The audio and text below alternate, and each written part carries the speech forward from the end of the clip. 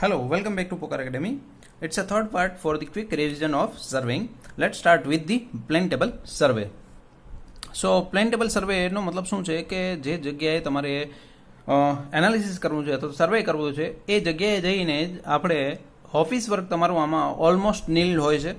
જે પણ આપણે પ્લોટિંગ કરવાનું છે એ સાઇડ ઉપર જ કરવાનું છે ત્યારે યુઝ કરીએ છીએ અને નાના સર્વે પોઈન્ટ્સ હોય ત્યારે જ યુઝ કરી શકીએ છીએ. Plotting and measure done simultaneously, મતલબ કે પ્લોટિંગ અને મેઝરમેન્ટ તમે એટ અ ટાઈમ જ લઈ શકો છો.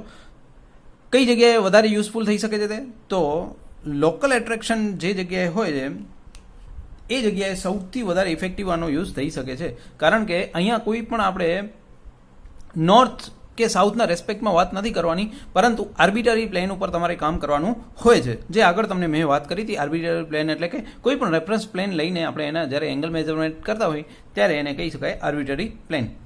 હવે એસેસરીઝ શું છે તો પહેલી વસ્તુ તો ટેબલની સાઇઝ જોઈ લઈએ આપણે. 45 to 50 centimetre and 45 to 75 centimetre જેટલી એમની સાઇઝ હોય છે. એલિડેટ, હવે એનું કામ શું છે? સાઇટિંગ ધી ઓબ્જેક્ટ, તો જે જોવા માટે કામ આવવાનું છે. બે કન્ડિશન છે, પ્લેન અને ટેલિસ્કોપિક. હવે આ કોના માટે યુઝ થાય છે તો લોંગ અને ઇન્ક્લાઇન સાઇડ હોય છે ત્યારે. ત્યાર પછી વાત કરીએ યુ ફ્રેમ પ્લમ્બિંગ હુક, તો એનું કામ છે use to transfer point from plan to ground and vice versa. મતલબ કે તમારે હવે ટેબલ, લેટ સપોઝ કે હું ટેબલ અહીંયા રાખું છું તો નીચેનો પોઈન્ટ તમને ડાયરેક્ટલી દેખાવાનો નથી, તો હવે આ ટેબલનો પોઈન્ટ છે એ નીચે ગ્રાઉન્ડ લેવલ ઉપર ટચ થવો જોઈએ, મતલબ કે કનેક્ટ થવો જોઈએ, એક સેમ લેવલ ઉપર સેમ પોઈન્ટ ઉપર આવવા જોઈએ. તો એ પોઈન્ટને કન્વર્ઝન કરવા માટે શું કરીએ છીએ આપણે? યુ ફ્રેમનો ઉપયોગ કરીએ છીએ. યુ ટાઈપનો હોય છે એટલે આખો વડેલો હોય તો તમે એનો યુઝ કરી શકો છો ગ્રાઉન્ડના પોઈન્ટને તમારા ટેબલના પોઈન્ટ ઉપર અથવા ટેબલના પોઈન્ટને ગ્રાઉન્ડના પોઈન્ટ ઉપર ટ્રાન્સફર કરવા માટે. હવે વાત કરી દઈએ spirit level to check the level of the table. ત્યાર પછી કંપાસ છે to check the direction and measuring the bearings. ખાસ યાદ રાખવાનું, અહીંયા જે એડજસ્ટમેન્ટ થવાનું છે, જે આપણે ઇનિશિએટ કરવાના છે એ કઈ રીતે કરતા હોઈએ છીએ તો સૌથી પહેલાં ફિક્સિંગ, દેન લેવલિંગ, દેન સેટરિંગ અને લાસ્ટમાં આપણે શું કરીએ છીએ એનું ઓરિએન્ટેશન. તો આ સિક્વન્સ તમારે કદાચ પૂછે પ્લેન ટેબલ માટે તો આ સિક્વન્સ તમારે યાદ રહેવો જોઈએ: ફિક્સિંગ, લેવલિંગ, સેન્ટરિંગ અને ઓરિએન્ટેશન. નેક્સ્ટ વાત કરીએ લેવલિંગ. લેવલિંગનો મતલબ શું છે? Measurements in vertical plane. તો કોના માટે ફાઇન્ડ કરી છે? To find the RL of different objects laying on or below the earth surface to establish point at a given elevation with respect to datum. Datum એટલે એક reference point, એના ઉપરથી આપણે આઈડેન્ટિફાઈ કરવાની છે એની હાઇટ કેટલી છે અથવા તો રેફરન્સ હાઇટ કેટલી છે. To prepare the contour map, to prepare longitudinal cross section, મતલબ કે જે રોડના ક્રોસ સેક્શન આપણે બનાવવાના છે એ લેવલિંગના મદદથી જ બની શકે છે.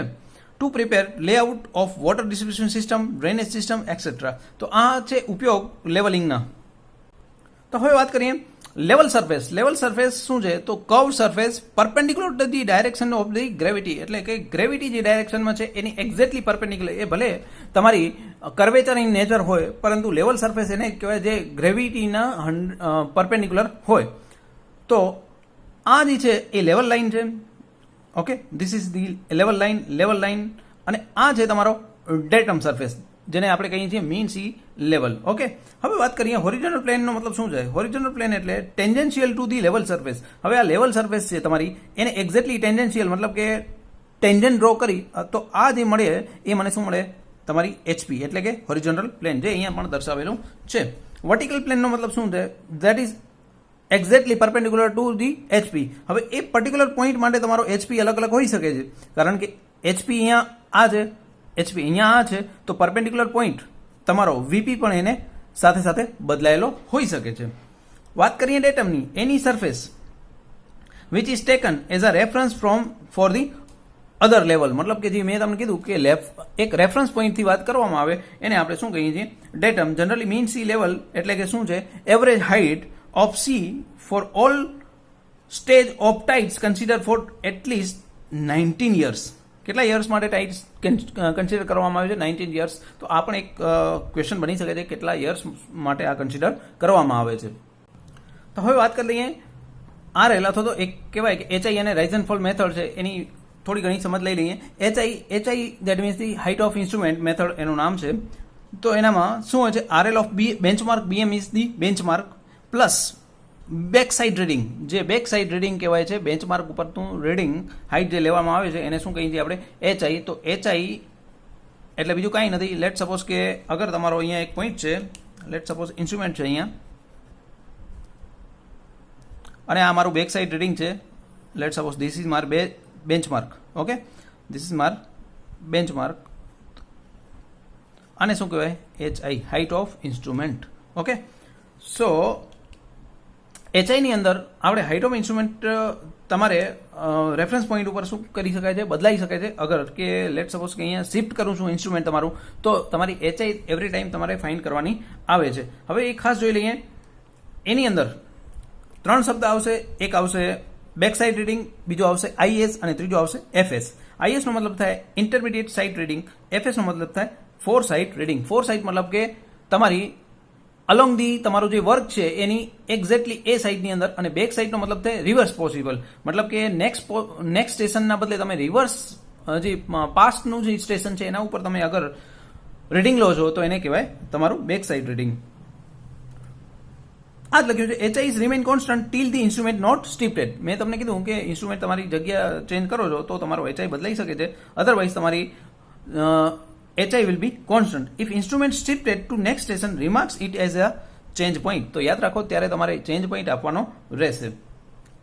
હવે વાત કરી લઈએ ચેક પોઈન્ટ્સ કયા કયા છે. તો ચેક પોઈન્ટ છે HI મેથડની અંદર બેક સાઇડ રીડિંગ્સનો સમેશન માઇનસ ફોર સાઇડ રીડિંગના summation. That must be equal to last reading of RL minus first reading of RL. તો આ તમારે યાદ રાખવાનું છે. ચેક પોઈન્ટ 2 આવે છે. જ્યારે રાઇઝ એન્ડ ફોલ મેથડની વાત કરશું ત્યારે આપણે ચેક પોઈન્ટ 3 આવશે. વન બાય વન વાત કરી લઈએ. ચલો, હવે આ મેથડ જે HI છે not suitable for intermediate sight because there is no check for it. હવે ઇન્ટરમીડિયેટ તમને કોઈ પણ ચેક કરવાના છે તો એ તમે HI મેથડથી યુઝ નથી કરી શકતા. એટલા માટે આપણે રાઇઝ એન્ડ ફોલ તરફ જઈએ છીએ. Rise and fall method no need to calculation of HI. પહેલી વસ્તુ તો HI સાથે કોઈ પણ એને લેવા દેવા નથી, એટલે કે HI આપણે કાઉન્ટ કરવી નથી પડતી. અને આને શું કહેવાય છે? Superior method. તો તમને પૂછી શકે HI અને રાઇઝ એન્ડ ફોલ બંને મેથડમાંથી સુપિરિયર મેથડ કઈ છે? તો કઈ આવે? Rise and fall method. કારણ કે એની અંદર 3 ચેક મળે છે આપને. એક back sight reading minus fore sight reading, બીજો રાઇઝ માઇનસ ફોલ, અને last reading minus first reading. આ બંને કેસ, આ 1 અને 3 નંબરનો કેસ છે એ તમને HI ની અંદર મળે છે, જ્યારે રાઇઝ માઇનસ ફોલ છે એ તમને રાઇઝ એન્ડ ફોલ મેથડની અંદર જ મળે છે. આ ખાસ કન્ડિશન આપણે યાદ રાખેલી હોવી જોઈએ. હવે ખાસ જોઈ લઈએ રાઇઝ કોને અને ફોલ કઈ રીતે થશે. આનામાં નક્કી કઈ રીતે કરશું રાઇઝ છે કે ફોલ છે? તો સક્સીડિંગ રીડિંગ એટલે કે નેક્સ્ટ રીડિંગ જે છે એ અગર તમારું પ્રોસીડિંગ રીડિંગ એટલે કે તમારું પ્રોસીડિંગ રીડિંગ કરતાં તમારું લેસ છે તો રાઇઝ કહેવાય છે, અને સક્સીડિંગ રીડિંગ તમારું મોર છે અગર પ્રિસીડિંગ રીડિંગ કરતાં તો એને શું કહેવાય છે? ફોલ કહેવામાં આવે છે. નેક્સ્ટ વાત કરીએ કરેક્શન ફોર ધી કર્વેચર. તો કરેક્શન કર્વેચર માટે કયા કયા લેવાના છે? તો 2 વાત કરશું, કરેક્શન ઓફ કર્વેચર, અને બીજી વાત કરશું આપણે કરેક્શન ઓફ ધી રિફ્રેક્શન. તો આ બંનેની વાત કરી લઈએ. તો CC તરીકે એને નોટેટ કરવાનું આવે છે. કઈ રીતે આવ્યું અત્યારે યાદ રાખવાની જરૂર નથી તમારે. રેડિયસ ઓફ જે અર્થ છે 6370 એના કારણે આવે છે, અને ખાસ યાદ રાખવાનું છે કે કેવું લેવામાં આવે છે? નેગેટિવ લેવામાં આવે છે. અને એનું ઇક્વેશન છે 0.07857 d², જ્યાં d છે એ તમારા કિલોમીટરની અંદર લેવાના છે, જ્યારે આ જે છે તમારા એ મીટરની અંદર લેવાના છે. મતલબ કે કરેક્શન આવશે એ તમને મીટરમાં મળશે, જ્યારે તમારે ડિસ્ટન્સ છે એ કિલોમીટરની અંદર લેવાનું રહેશે. વાત કરીએ કરેક્શન ફોર ધી રેફ્રેક્શન. તો હવે due to the deviation of light of sight generally આપણે કરેક્શન ઓફ રિફ્રેક્શન કન્સિડર કરતા હોઈએ છીએ. તો કઈ રીતે કન્સિડર કરશું? ડાયરેક્ટલી કોઈ ઇક્વેશન નથી, એટલે આપણે લેતા હોઈએ છીએ 1/7 of your CC, that is the correction of curvature. તો જે પણ આપણો d²/2r ઇક્વેશન હતું તો d²/14r થઈ ગયું, જેનો ઇક્વેશનનો જવાબ આવે છે 0.00112 d². તો તમને કદાચ CR નું ઇક્વેશન પૂછે તો તમારે યાદ રાખવાનું છે. હવે યાદ રાખજો કર્વેચરનું જે હતું કરેક્શન એ માઇનસ છે, જ્યારે આ છે તમારું એ કેવું છે? પોઝિટિવ. તો કમ્બાઇન જે કરેક્શન મળશે એક છે માઇનસ અને બીજો છે પોઝિટિવ. તો હંમેશા યાદ રાખજો કમ્બાઇન કરેક્શન તમને મળશે એ કેવું મળશે? નેગેટિવ મળશે, અને એની વેલ્યુ કેટલી હશે? 0.06735 d². તો આ વસ્તુ તમારે યાદ રાખેલી હોવી જોઈએ, કારણ કે કંઈક ને કંઈક રિલેશનના કર્વેચર અથવા રિફ્રેક્શનની અંદર તમને પૂછી શકવાની સંભાવના ખરી. ચલો નેક્સ્ટ વાત કરીએ કન્ટુરની. તો imagine line passing through the points have the same elevation. તો જે સેમ એલિવેશનને કનેક્ટ કરતા પોઈન્ટ્સ છે એને આપણે શું કહી શકાય? કન્ટુર કહી શકાય. હવે વાત કરીએ કન્ટુર ઇન્ટરવલ શું છે? તો કન્ટુર ઇન્ટરવલ ઇટ ઇઝ આ RL difference between two adjacent contour. મતલબ એક છે 50નો, બીજો છે 40નો, તો કન્ટુર ઇન્ટરવલ કેટલો થયો? 10નો તમારો કન્ટુર ઇન્ટરવલ થયો. ઇટ ઇઝ આ constant for the given map. હવે કોઈ પણ એક મેપ છે એના માટે એ તમારો હંમેશા કેવો હોવો જોઈએ? કોન્સ્ટન્ટ. યાદ રાખજો, ઘણીવાર પૂછાઈ જાય છે એવું. It is small for the flat ground. યાદ રાખજો, ફ્લેટ ગ્રાઉન્ડ હશે તો એ ડિફરન્સ હશે એ કેવો હશે? તમારો સ્મોલ હશે, કારણ કે અનઇવન નથી. ફ્લેટ છે એટલે અનઇવન નથી. જ્યારે અનઇવન વધારે છે, જેવો કે નેક્સ્ટ પોઈન્ટ છે લાર્જ ફોર ધી અનડ્યુલેટેડ ગ્રાઉન્ડ, તો ત્યારે તમારો જે બંને વચ્ચેનો ગેપ છે એ કેવો હશે? વધારે હશે. ખાસ કોના ઉપર ડિપેન્ડ કરે છે? Contour interval is inversely proportional to scale of map. યાદ રાખજો, inversely proportional to scale of map છે. સ્કેલ ઓફ મેપ તમારો વધશે તો કન્ટુર ઇન્ટરવલ તમારો કેવો થશે? રિડ્યુસ થશે. કન્ટુર ઇન્ટરવલ તમારો વધશે જ્યારે પણ તમારો સ્કેલ ઓફ મેપ ઘટશે. તો ઇન્વર્સલી પ્રોપોર્શનલ છે to the scale of the map. આ વસ્તુ ખાસ યાદ રાખવાની છે. નેક્સ્ટ વાત કરીએ કન્ટુર ઇન્ટરવલ સજેશન્સ. મતલબ કે જનરલી કયા કામ માટે કેટલો ઇન્ટરવલ રાખતા હોય છે એની વાત કરીએ. બિલ્ડિંગ સાઇટ છે, અગર એના માટે કોઈ મેપ જનરેટ કરવો છે, કન્ટુર મેપ, તો કેટલો હોય છે? 0.2 to 0.5 મીટરનો ઇન્ટરવલ રાખવામાં આવે છે, કારણ કે ફ્લેટ રિજન હોય છે જનરલી. ટાઉન પ્લાનિંગ છે તો થોડોક રિજન તમારો મોટો હોય છે, જેથી કરીને થોડું ઘણું તમારું ક્યાંક ને ક્યાંક આ વેલ્યુ તમારી વધારવામાં આવે છે કન્ટુર ઇન્ટરવલ, તો 0.5 to 2 મીટર. હાઈવે અથવા રેલવેની વાત છે ત્યારે જનરલી 2 મીટર તરીકે તમારો લેવામાં આવે છે. લોકેશન સર્વે છે તો 2 to 3 મીટર, અને જીઓલોજીકલ સર્વે છે તો 6 to 15 મીટર તરીકે તમારો કન્ટુર ઇન્ટરવલ લેવામાં આવે છે. હોરિઝોન્ટલ ઇક્વિવેલન્ટ, મતલબ કે પહેલા વાત કરીએ આપણે વાત કરી કન્ટુર ઇન્ટરવલ, મતલબ કે એ vertical difference between two adjacent contour હતો. હવે વાત કરીએ હોરિઝોન્ટલ ઇક્વિવેલન્ટ, મતલબ it is the horizontal distance between the two points on two conservative contours. મતલબ કે બે કન્ટુર્સ છે એનો હોરિઝોન્ટલ ડિસ્ટન્સ શું છે? એ બે હોરિઝોન્ટલ, વર્ટિકલ હતો તો એને આપણે કન્ટુર ઇન્ટરવલ કીધો, હોરિઝોન્ટલ છે તો હોરિઝોન્ટલ ઇક્વિવેલન્ટ કહી શકાય છે. તો હવે એના ઉપરથી આપણે વાત કરીએ કન્ટુર ગ્રેડિયન્ટનો મતલબ શું? તો કન્ટુર ગ્રેડિયન્ટ એટલે contour interval divide by horizontal equivalent. મતલબ બીજું કંઈ નથી, tan theta. Vertical divide by horizontal. Vertical શું હતું? કન્ટુર ઇન્ટરવલ, અને હોરિઝોન્ટલ શું હતું? Horizontal equivalent. તો કન્ટુર ગ્રેડિયન્ટ તમને પૂછવામાં આવે તો CI ડિવાઇડ બાય HE તમારે લખી શકાય. નેક્સ્ટ વાત કરીએ ગ્રેડ કંટ્રોલ.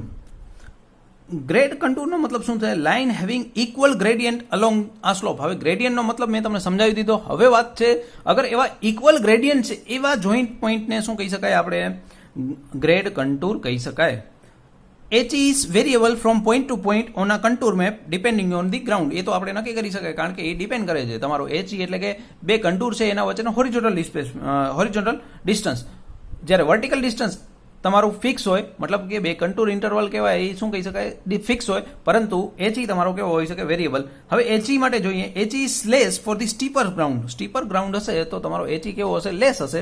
જ્યારે પણ તમારું radius of N arc required for the contour find કરવાનું છે તો એના માટે એક જ ઇક્વેશન છે, HE that is horizontal distance divide by scale of map. તો આ છે horizontal equivalent divide by scale, જેને કહી શકાય radius of the arc of the contour. Okay, તો હવે વાત કરીએ આગળ. આ તમને ઓલરેડી મેં વાત કરી દીધી કેરેક્ટરિસ્ટિક ઓફ કંટુર. આનો એક એક્ઝામ્પલ પણ આપણે કાઉન્ટ કરીએ તો એની વાત નથી કરતા. તો એક પોઈન્ટ છે આગળ, એના વિશે વાત કરી લઈએ. Two contour lines of different elevation can cross each other in case of overhanging cliff and vertical cliff. આ વસ્તુ યાદ રાખજો, ક્યારે પણ કંટુર છે બે એકબીજાને ક્રોસ નથી થતા, પરંતુ એ સ્પેસિફિક કેસની અંદર જ ક્રોસ થાય છે. અને એ બે સ્પેસિફિક કેસ તમારે યાદ રાખવાના છે. કયા છે સ્પેસિફિક કેસ? તો એક છે ઓવરહેંગિંગ ક્લિફ અને બીજો છે વર્ટિકલ ક્લિફ, કે જેની અંદર આ શું થઈ શકે છે? પોસિબલ છે તમારા કે કંટુર છે એ બે એકબીજાને ક્રોસ થતા હોય. બાકી કોઈ કેસ નથી કે જેની અંદર કંટુર છે એ એકબીજાને ક્રોસ થાય. હવે બે ફોર્મ્યુલાની વાત કરી લઈએ, ટ્રેપેઝોઇડલ રૂલ અને સિમ્પસન્સ રૂલ, જે ક્યાંક ને ક્યાંક એરિયા અથવા તો વોલ્યુમના કેલ્ક્યુલેશનમાં આપણે યુઝ કરતા હોઈએ છીએ. પ્રોફાઇલ લેવલિંગની અંદર પણ ખાસ યુઝ કરતા હોઈએ છીએ એને. તો ટ્રેપેઝોઇડલની અંદર ઇક્વેશન શું છે? Depth into first ordinate plus last ordinate, first and last divide by 2, that is the average of first and last, plus total જે પણ ઓર્ડિનેટ છે આપણા બધા એ બધાનો સરવાળો અને એને બીજી રીતે લખવું હોય તો d/2 first plus last plus 2 into multiply with remaining જે પણ છે તમારા ઓર્ડિનેટ્સ એને. સિમ્પસનની અંદર 2 ના બદલે શું આવશે? 3 આવશે. અને ખાસ યાદ રાખવાનું છે +1 અને લાસ્ટ, ફર્સ્ટ અને લાસ્ટ તો રહેવાનું જ, પરંતુ 4 નંબર છે એ તમારો 2, 4, 6 સાથે આવશે, જ્યારે 2 છે એ તમારો 3, 5, 7 જે પણ હશે નંબર એના ઉપરથી આવશે. તો ખાસ યાદ રાખજો. ઘણીવાર અહીંયા O0 તરીકે નોટેટ કરીએ છીએ. O0 તમે નોટ કરતા હો તો અહીંયા આવશે 1, 3 and 5 અને અહીંયા આવશે 2, 4, 7. તો એ યાદ રાખજો કે 1 તમે આપો છો નામ તો અહીંયા 2 આવશે, એટલે કે સેકન્ડ જે ઓર્ડિનેટ આવશે એની સાથે શું હંમેશા 4 આવશે અને 2 થર્ડ ઓર્ડિનેટ સાથે તમારો આવશે. તો આ વસ્તુ ખાસ યાદ રાખી લેજો. હવે કોની માટે ટ્રેપેઝોઇડલ ફોર્મ્યુલા યુઝ થાય છે? Suitable for the curved boundaries. અને જ્યારે સિમ્પસન્સની વાત આવે છે suitable for the curved boundaries with limitation use only for the odd number of ordinate. તો જ્યારે ઓડ નથી હોતા ત્યારે આપણે શું કરીએ છીએ? એક લાસ્ટ જે પાર્ટ છે એને આપણે ટ્રેપેઝોઇડલ રૂલથી કાઉન્ટ કરી લેતા હોઈએ છીએ. પણ આની લિમિટેશન શું છે સિમ્પસન્સની? તો કે ઓડ નંબર હશે તો અને તો જ એને શું કરી શકીએ છીએ? યુઝ કરી શકીએ છીએ. તો આ જ વસ્તુ તમે વોલ્યુમ માટે પણ કરી શકો છો. સેમ ફોર્મ્યુલા, સેમ વસ્તુ, ખાલી અને ખાલી અહીંયા કને ઓર્ડિનેટના બદલે શું આવશે? એરિયા યુઝ કરી શકો છો. નેક્સ્ટ વાત કરી લઈએ વર્કિંગ ઓપરેશન ઓફ થિયોડોલાઇટ. એ ખાસ કારણ કે કયું ક્લેમ્પ કરવાનું છે, લૂઝ કરવાનું છે અને કયું લોઅર ક્લેમ્પ કરવાનું છે, કે તમારું અપર ક્લેમ્પ કઈ કન્ડિશનમાં વાપરવામાં આવે છે એની ખાસ યાદ કરી લઈએ. છેલ્લી ઘડીએ તમને આ કામ આવી જ જશે. Both clamp screw are tighten, no movement of telescope. યાદ રાખજો, બંને અગર ટાઇટ છે તો તમારી કોઈ પણ મુવમેન્ટ થવાની નથી ટેલિસ્કોપની. રિલીઝિંગ લોઅર ક્લેમ્પ, જ્યારે તમે નીચેનું લોઅર ક્લેમ્પ સ્ક્રૂ છે એને રિલીઝ કરશો એટલે કે ફ્રી કરશો અને અપર ક્લેમ્પને આપણે ટાઈટ કરેલું હશે ત્યારે object can be bisect without vernier reading. એટલે વર્નિયર રીડિંગ તમારું બદલાશે નહીં. ક્યારે નહીં બદલાય? લોઅર ક્લેમ્પ તમારું શું હશે? ફ્રી હશે અને અપર ક્લેમ્પ તમારું કેવું હશે? ફિક્સ હશે. ત્યારે તમારું રીડિંગ બદલાશે નહીં. હવે એવી જ રીતે જ્યારે તમે અપર ક્લેમ્પને શું કરો છો? રિલીઝ કરો છો અને ઉપરનું જે લોઅર ક્લેમ્પ છે એને તમે શું કરો છો? ટાઈટ કરો છો. તો object can be bisect with change in the vernier reading. એટલે કે રીડિંગ બદલાવવા માટે તમારે ખાસ યાદ રાખો, રીડિંગ બદલાવવા માટે કયું જરૂરી છે? તો એના માટે જરૂરી છે તમારું અપર ક્લેમ્પ. અપર ક્લેમ્પ જ તમને શું આપશે? રીડિંગ બદલાવશે. યાદ રાખજો, રીડિંગ બદલાવવા માટે શું જરૂરી છે? અપર ક્લેમ્પ હોવું, મતલબ અપર ક્લેમ્પને તમે રિલીઝ કરવો પડશે. હવે size of theodolite depend on the diameter of the main horizontal graduated circle. યાદ રાખજો, જનરલી કેટલો હોય છે? 80 to 120 mm. આ ખાસ એક વખત જીપીએસસીની અંદર આ વસ્તુ પૂછાયેલી હતી. કોના ઉપર ડિપેન્ડ છે? તો મેઇન હોરિઝોન્ટલ ગ્રેજ્યુએટેડ સર્કલ. અને કેટલી સાઇઝ હોય છે? 80 to 120 mm. હવે નેક્સ્ટ વાત કરી લઈએ ફંડામેન્ટલ લાઇન્સ, જે તમને ઓલરેડી એક પેપરની અંદર પૂછાયેલો હતો.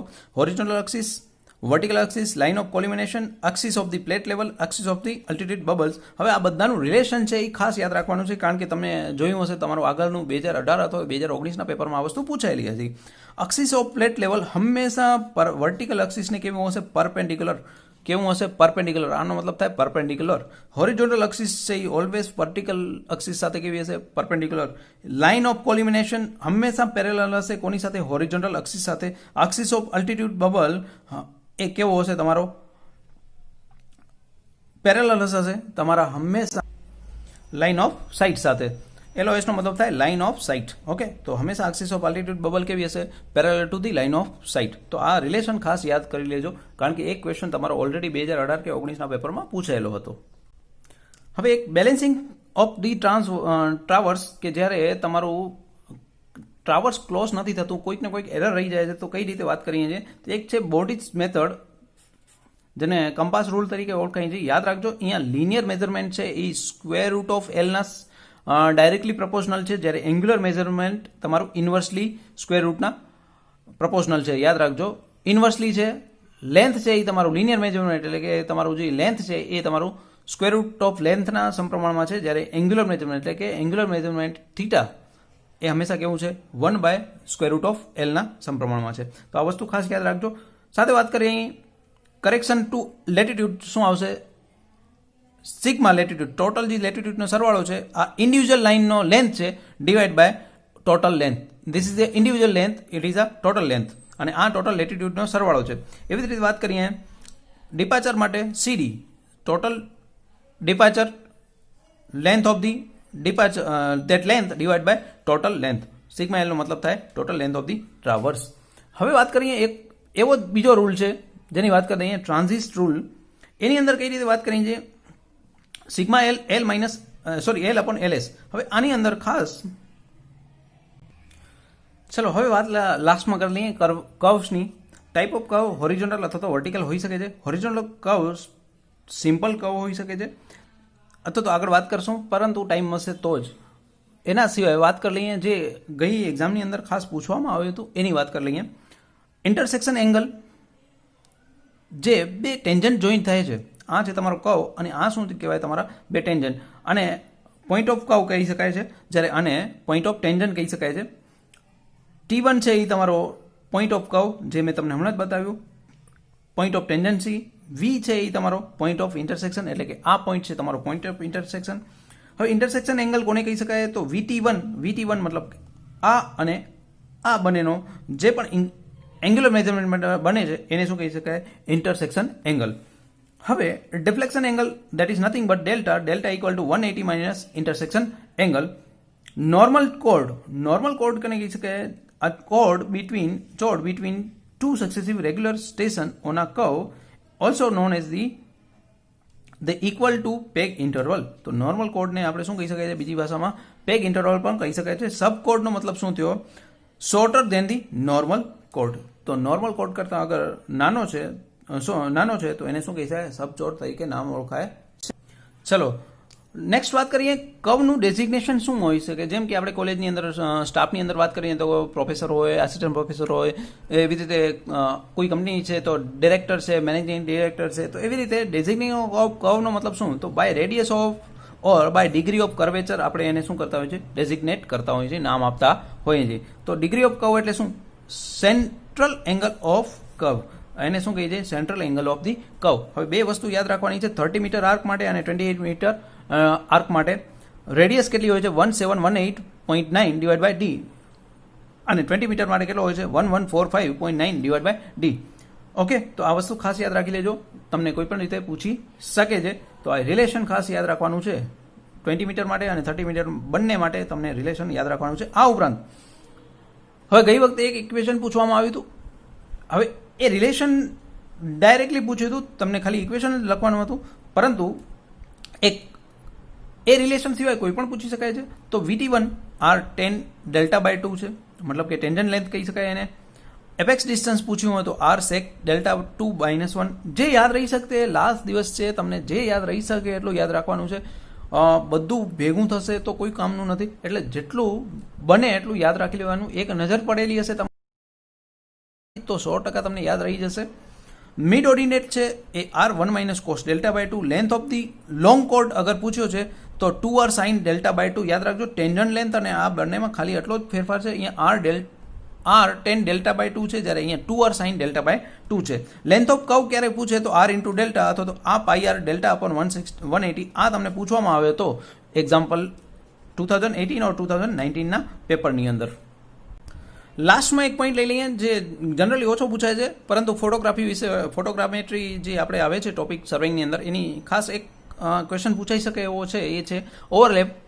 તો ડાયરેક્શન ઓફ ફ્લાઇટ જે છે, ડાયરેક્શન ઓફ ફ્લાઇટની અંદર ઓવરલેપ કેટલું હોય છે 60% રાખવામાં આવે છે, જ્યારે ઓવરલેપ બિટવીન ધ એડજસ્ટન્ટ ફ્લાઇટ મતલબ કે આ બે બાજુ છે હોરિઝોન્ટલ ડાયરેક્શનમાં, તો એનામાં કેટલો ઓવરલેપ સાઇડ ઓવરલેપ જેને કહેવાય છે 30%. તો યાદ રાખજો 30% અને 60% એ ઓવરલેપ યાદ રાખજો, બાકી કંઈ યાદ રાખવાની જરૂર નથી. મોસ્ટલી કંઈ પૂછતા નથી ફોટોગ્રામેટ્રીમાંથી, આ કદાચ પૂછવાની સંભાવના ખરી. તો આ હતું સર્વિંગ. હવે જે પણ નેક્સ્ટ પોસિબલ હશે તો હું તમારા સમક્ષ 100% મૂકીશ, પરંતુ જેટલું બને એટલું તમારા જે પણ મેઇન સબ્જેક્ટ છે, જીઓટેક્સ છે, સર્વેઇંગ છે, એવી જ રીતે ફ્લુઇડ મિકેનિક્સ છે, અને લાસ્ટમાં કહી શકાય એવું સ્ટ્રક્ચર, એ બધા સબ્જેક્ટને ખાસ ધ્યાનથી રીડ કરી લેજો. એન્ડ ચેનલ સાથે બન્યા રહેજો. Thank you so much for watching this video.